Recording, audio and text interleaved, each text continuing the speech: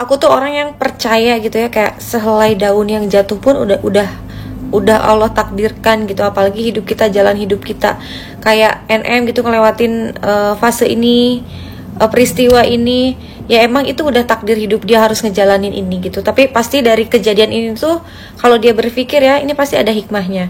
Coba dia muhasabah diri gitu, kenapa ya gue ditimpakan musibah ini? Apa gue pernah punya salah sama orang? Apa gue pernah zolim sama orang? Apa gue pernah menyinggung perasaan orang? Nah, tapi nggak semua orang tuh bisa berpikir ke situ gitu. Malah yang aku lihat kok semakin arogan gitu, semakin mulutnya tuh semakin lantang gitu. Dan ya terbukti tadi keluar lagi kata-kata, kalau lo miskin, itu lagi yang disebutkan, miskin lagi gitu. Selalu ngata-ngatain orang tuh miskin, padahal keadaan dia tuh lagi kayak gini.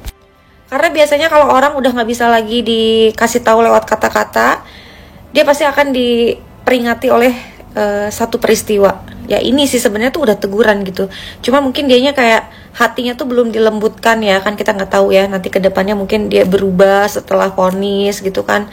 Dia introspeksi diri, oh ini kayaknya dosa dari kelakuan gue gitu. Karena kan hidup itu tabur tuai ya.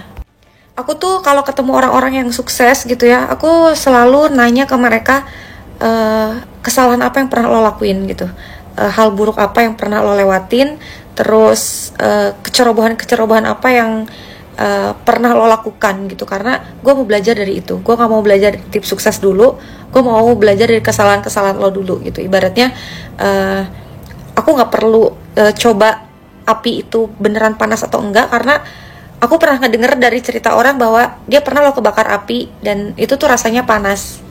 Dan aku pun sama juga gitu, belajar dari kasus NM, kayak oh dia tuh kayak gimana orangnya, kenapa dia bisa ketimpa kasus ini gitu, apa yang dia lakuin, oh ternyata ini tuh salah, oh ini tuh nggak boleh, oh ternyata ini tuh melanggar hukum, ya kayak gitu-gitu. Jadi kita bisa belajar dari kesalahan orang.